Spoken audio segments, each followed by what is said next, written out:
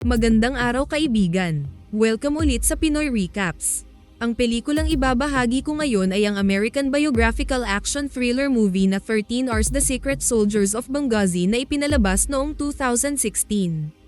Ang pelikulang ito ay isang totoong pangyayari sa bansang Libya tungkol sa 26 CIA personnels at 6 na ex-military security na tinatawag nilang Global Response Staff o GRS.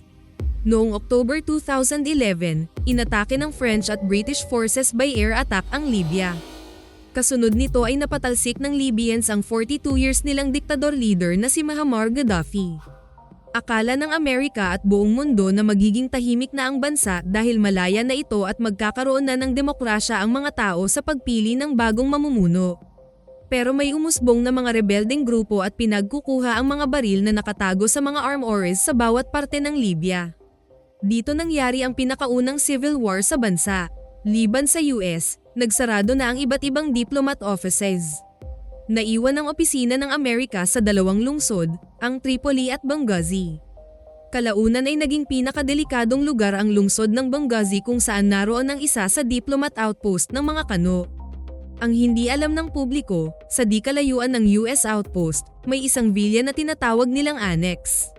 Dito sekretong nag-oopisina ang CIA na pinamahalaan ng chief na si Bob para bantayan ang galaw ng lethal weapons bago ito mabenta ng mga terorista sa black market. Nasa annex din nakastation ng 5 GRS na siyang magsisilbing civilian security ng mga Amerikano habang nasa Libya. Ilang linggo bago ang September 11 attack anniversary, dumating sa Benghazi si Jack bilang pang-anim sa GRS team. Sa airport pa lang ay makikita na ang sign ng kaguluhan ng Libya. Sinundo siya ng kanyang personal na kaibigan at team leader ng security na si Tyrone. Habang pabalik na sila sa annex, naka-encounter ang dalawa ng rebeldeng grupo sa daan. Habang patungo sa kanila ang leader, nagradyo si Tyrone sa base pero ayaw pumayag ng CIA chief na lumabas ang iba pang GRS. Antayin umano nila ang 17 Feb na Libyan group na kilalang kakampi ng mga Amerikano.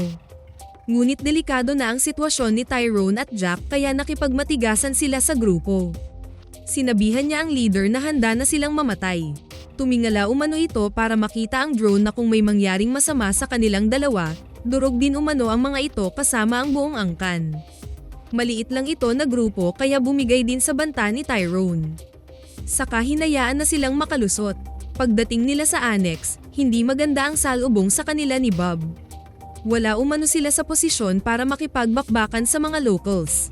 Trabaho umano ng GRS ang bantayan ng annex at CIA personnels pero ang gusto umano ng 5 ay kumain, matulog at makipagbarilan sa mga rebelde. At mukhang hindi rin ito natuwa nang dumagdag pa si Jack sa listahan. Dahil ang totoo, hindi alam ng Amerika na merong nag-operate na CIA sa Libya. Kaya distansya sila sa diplomat office para hindi mahalata ng lokal na teroristang grupo na meron pang mga Amerikano sa kanilang bansa. Ito ang dahilan bakit ayaw ni Chief Bob na magkaroon ng anumang banggaan sa Libyan terrorist dahil manganganib silang lahat. Walang alam ang US National Defense na nasa gitna pa pala sila ng kaguluhan. Maya-maya pa ay pinakilala na ni Tyrone si Jack sa 4 pang GRS na si Tig, Tonto, Boone at Oz. Lahat sila ay dating mga nasa serbisyo, may Navy SEAL, Marine at Army Ranger. Inorient din siya kung ano-ano ang mga ginagawa nilang security protocols. Pinakita din ni Tig ang buong paligid ng villa. At dito niya nakita na napakadelikado ng kanilang pwesto. Masyado umanong open at wala silang ibang pwedeng pagtaguan kung sakaling matuntun sila ng mga kalaban. Kinabukasan, sinamahan nila ang babaeng CIA sa labas bilang mga bodyguards at magmanman sa paligid.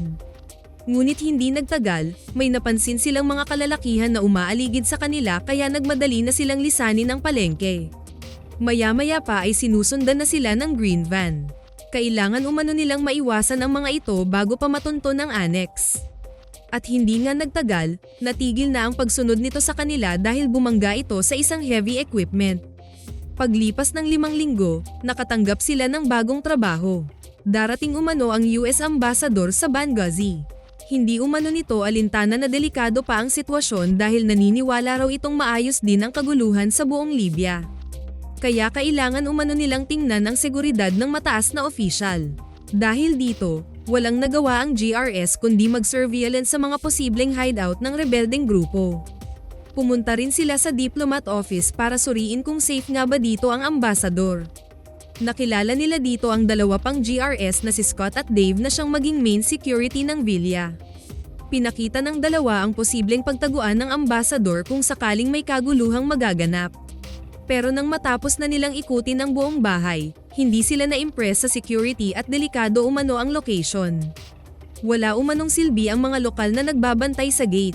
Kung papasok umano ang mabibigat na armas, siguradong hindi na sila makakauwing buhay. Kahit pa raw may dalawa pang Delta Force na personal security sa ambasador, hindi pa rin umano ito sapat lalo na't kulang na kulang sila sa armas. Alam ni Scott at Dave na totoo ang sinasabi ng mga kasama ngunit wala na silang magawa kundi pagtiyagaan kung ano ang meron.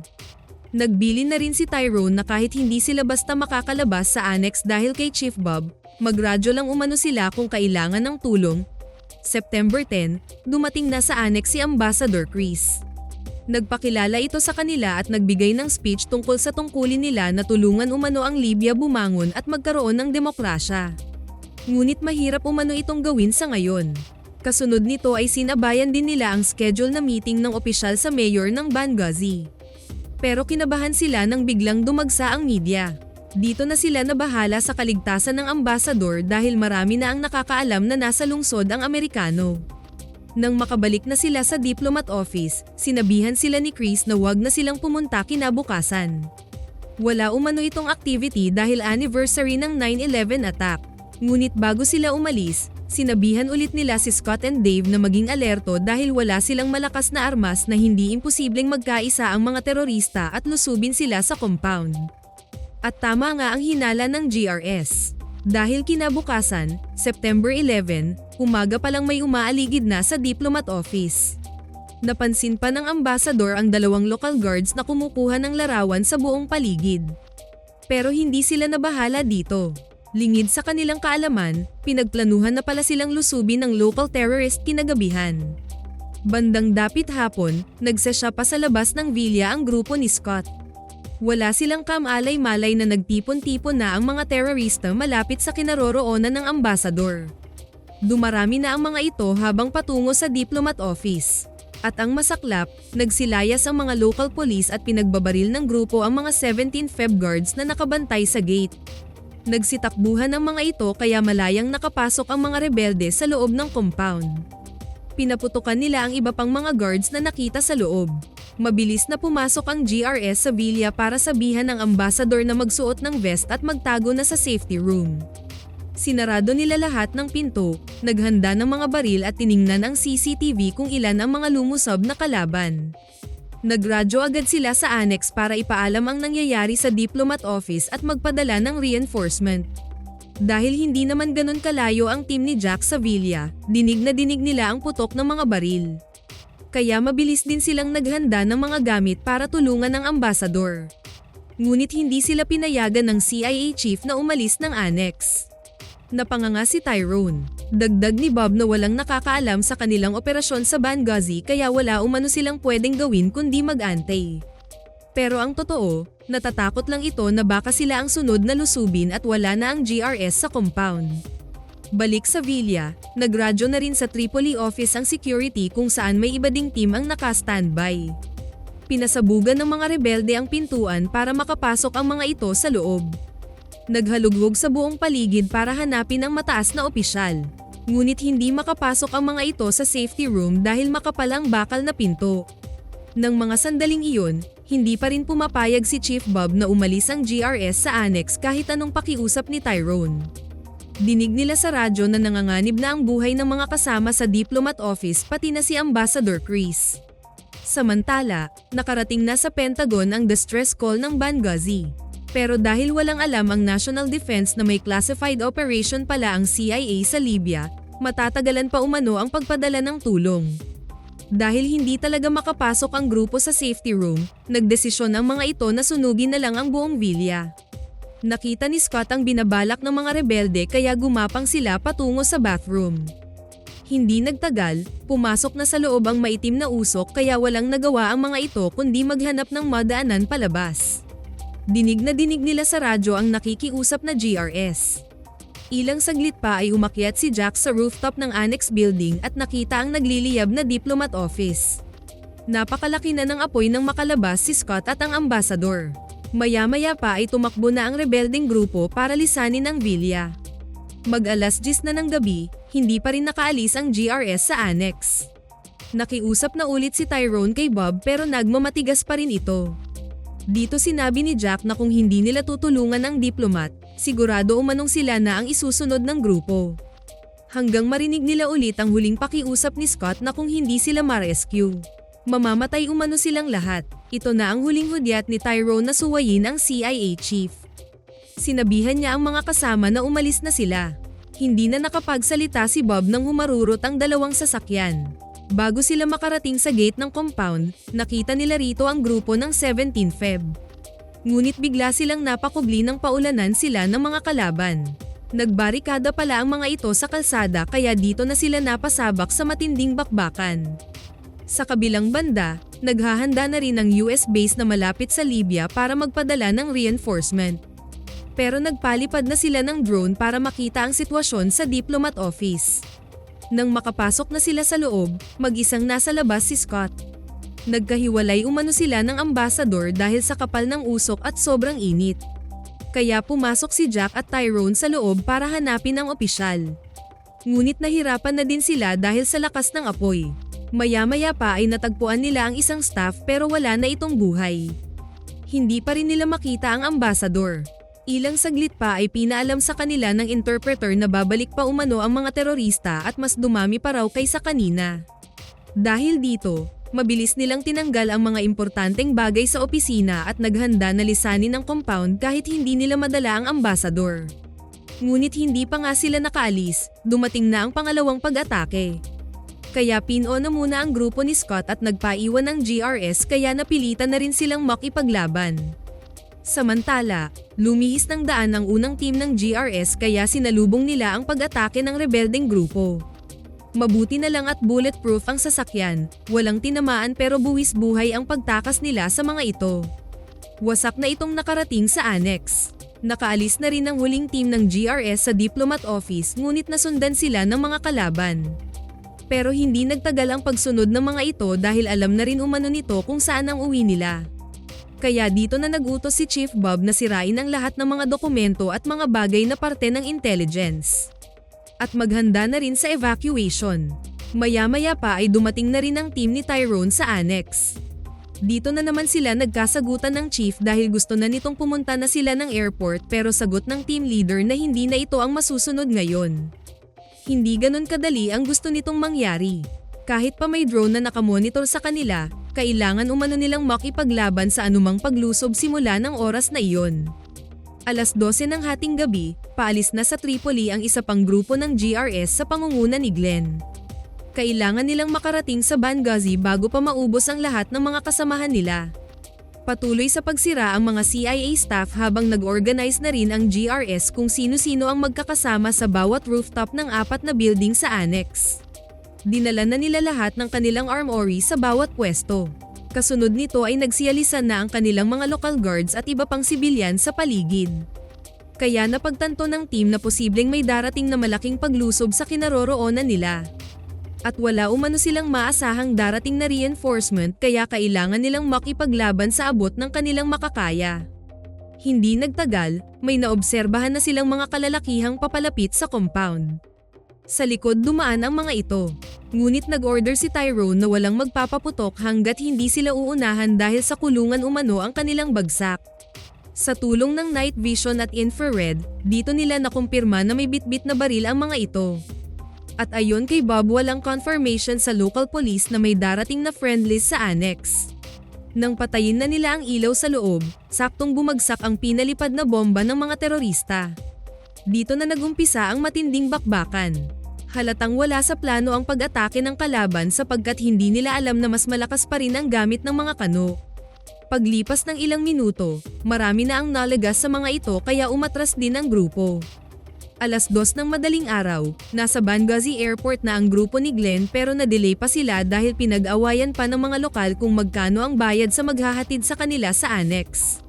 Nang mga oras na yun, paalis na din sa Croatia ang eroplano na puno ng Special Forces para sa reinforcement. Samantala, nakatanggap na rin ng tawag si Chief Bob na dinala ng mga locals ang ambassador sa hospital pero namatay na ito sa matinding usok na nalanghap. Habang tahimik pa ang paligid, patuloy pa rin silang umaasa na may darating na reinforcement. O kahit umano ilang fighter jet lang ang dumaan para ipakita kung gaano ka-powerful ang Amerika. Ngunit reinforcement pala ng mga rebelde ang dumating para sa pangalawang yugto ng pag-atake. Inulan ulit sila ng mortar kaya kailangan nilang gumanti. Subalit may tumawag kay Chief Bob na kakampi umano ang kanilang ni-retreat kaya sagot ng CIA na gantihan ang sinumang nagpaputok sa kanila. Pero kahit marami ang kalaban, yun nga lang kulang sa karanasan sa pagkipagdigma kaya kalaunan umatras ulit ang mga ito. Alas 4:30 ng madaling araw, wala pa ring response na air support ang dumaan. Kahit papano nakahinga sila ng kaunti, maya-maya pa ay nakatanggap sila ng update galing kay Glenn na parating na sila sa annex. Sa pamamagitan ng infrared, natuntun din sila ng paparating na grupo. At bago mag-alas 6 ng umaga, dumating na rin ang huling team ng GRS. Pero ang hindi nila alam, habang nag-uusap pa sila, may naghahanda na ng mortar sa di kalayuan. Dito nagmamadaling umalis ang locals na naghatid sa grupo ni Glenn. Ilang sandali pa ay bigla nang umulan ng bomba sa compound ng annex. Sa pagkakataong ito, mas nakalapit na ang mga rebelde sa kanila. Sunod-sunod na nagpalipad ng mortar ang kalaban na siyang dahilan para mapuruhan ang dalawang GRS sa rooftop, si Tyrone at Glenn. Wasak din ang kanang kamay ni Oz at hindi maitsura ang sitwasyon ni Dave. Kaya kinuha ni Tig ang baril nito sa katinanggalan ng bala. Dahil malapit nang magliwanag, tuluyan na ring umatras ang rebeldeng grupo. Kaya nagkaroon sila ng pagkakataong gamutin ang mga sugatan. Ilang minuto pa ang lumipas, isang convoy ng hindi mabilang na sasakyan na may mga sakay ang paparating sa kanilang gate. Malalakas na armas at 12-12 army vehicles ang tumigil sa harapan nila. Nanlumong napaluhod si Tonto. Ito na umano ang katapusan nilang lahat. Makipagpatayan umano sila hanggang sa huling hininga. Wala ring natanggap si Chief Bob na may darating na friend list kaya tinaas ni Tonto ang nanginginig na kamay para mag-hand signal kung kakampi ba ang mga ito. Halos hindi ito makapaniwala na sumagot din ng call sign ang mga bagong dumating. Napatawa ito na umiiyak habang sinabihan ng mga kasama sa loob na puwersa pala ng 17 Feb ang nasa tapat ng gate. Kasunod nito ay nagmamadali na silang sumakay sa army trucks para ihatid sa airport. Ngunit nagmatigas ang CIA chief at gusto itong magpaiwan dahil sa intel at iba pang trabaho. Hindi natuwa si Jack sa narinig kaya galit niyang sinabihan ang boss na wag na nitong dagdagan pa ang buhay na nawala dahil sa sariling ambisyon. Natauhan naman ito kaya nakaalis na rin sila sa compound. Huling umalis ang grupo ni Tonto. Nagpasalamat ito sa kanilang loyal na interpreter. At sa di kalayuan, makikita ang mga biktima ng pagkakataon. Pagdating nila sa airport, hindi sila magkasya sa maliit na eroplano kaya mauna ang CIA staffs at iba pang legit na security team. Dahil private hired lang sila, wala umano silang ni isang medal na matanggap. Sa kabila ng buwis buhay nilang sakripisyo, hindi man lang sila kilalanin ng gobyerno. Ngunit ayon kay Jack, di bale na basta makauwi lang silang buhay at makasama pa ang pamilya. 10:30 ng umaga, dumating na din ang kanilang eroplano. Kasama nila ang 4 na nasawi sa labanang ito. Sa kasalukuyan, nag-retire na ang 5 GRS sa CIA at tahimik na nanirahan kasama ang pamilya. Sana nagustuhan nyo ang pelikulang ito. Maraming salamat sa inyong panonood. Kita-kits tayo sa susunod na video.